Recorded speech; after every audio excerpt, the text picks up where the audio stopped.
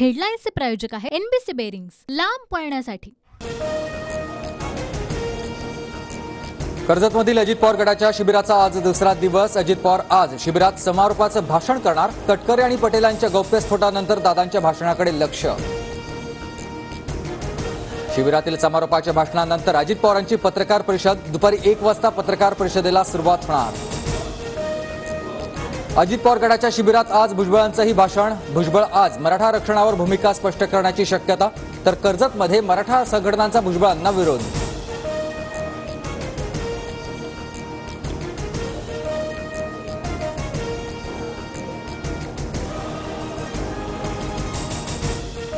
छगन भुजबळांना सलग 12 वेळा धमकीचे मेसेज। 17च्या मुलाच्या विवाह सोहळ्यावेळी धमकीचे मेसेज।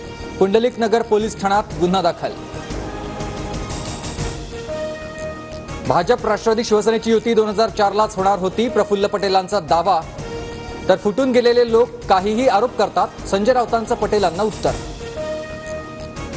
देवेगौडा सत्तेत असताना शरद पवारांना पंतप्रधान होण्याची संधी होती।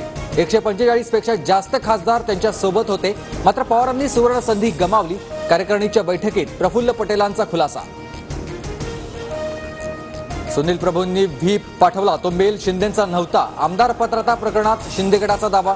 मेलची गुगल कंपनीकडून चौकशी करण्याची वकील जेठमलानी यांची मागणी। भुजबळांचं नेतृत्व दमदार, पण त्यांनी घेतलेला पवित्रा चुकलाय। आमदार बच्चू कडूंचा टोला। चांगलं काम केलं तर भविष्यात भुजबळ मुख्यमंत्री होऊ शकतात, बच्चू कडूंची प्रतिक्रिया।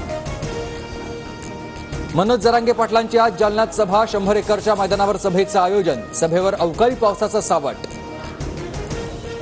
ओबीसी महासंघाच्या बबनराव तायवाडेंविरोधात गुन्हा दाखल। हिंगोलीच्या एल्गार व्यवहारात चिथावणीखोर भाषण केल्याचा तायवाडेंवर आरोप। 5 राज्यांच्या निवडणुकीत परिवर्तनाची लाट। 5ही राज्यात काँग्रेसची म्हणजेच इंडिया आघाडीची सत्ता येणार, संजय राऊतांचं वक्तव्य। TV9 पॉल स्ट्रेटच्या पोलनुसार 5 राज्यांमध्ये भाजपला झटका। मध्य प्रदेश, छत्तीसगडमध्ये काँग्रेस सरकार, तर तेलंगणात भाजप 3ऱ्या स्थानी। TV9 पॉल स्ट्रेटच्या एक्झिट पोलनुसार मध्य प्रदेशात भाजपला झटका। 111 ते 121 जागांसह काँग्रेस सत्तेत येण्याचा कौल, तर भाजपला 106 ते 116 जागांचा अंदाज। एक्झिट पोलनुसार राजस्थानमध्ये सत्ताधारी काँग्रेसला झटका, तर 110 ते 100 जागांसह भाजपची सत्ता येण्याचे संकेत, मात्र काँग्रेस भाजपमध्ये काटेकी टक्कर। दत्ता दळवींच्या जामीन अर्जावर आज सुनावणी। कोर्टानं निकाल राखून ठेवला। दळवींना जामीन मिळेल, आम्हाला खात्री, सुनील राऊतांची प्रतिक्रिया।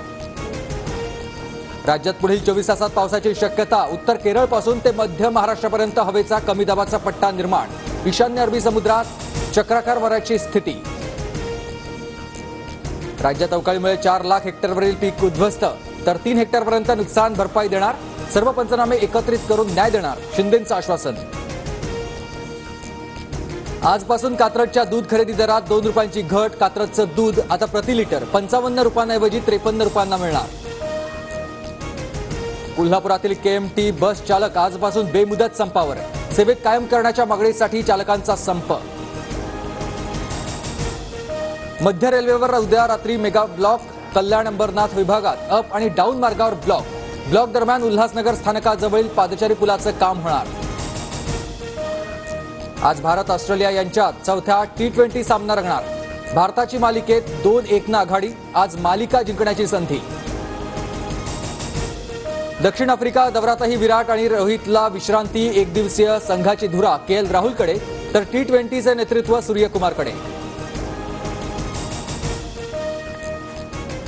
2024 मध्ये इस्रोची नवी मोहीम। भारतीय अंतराळवीर स्पेस स्टेशनवर पाठवण्याची तयारी सुरू। नासा इस्रो या मोहिमेसाठी एकत्र काम करणार।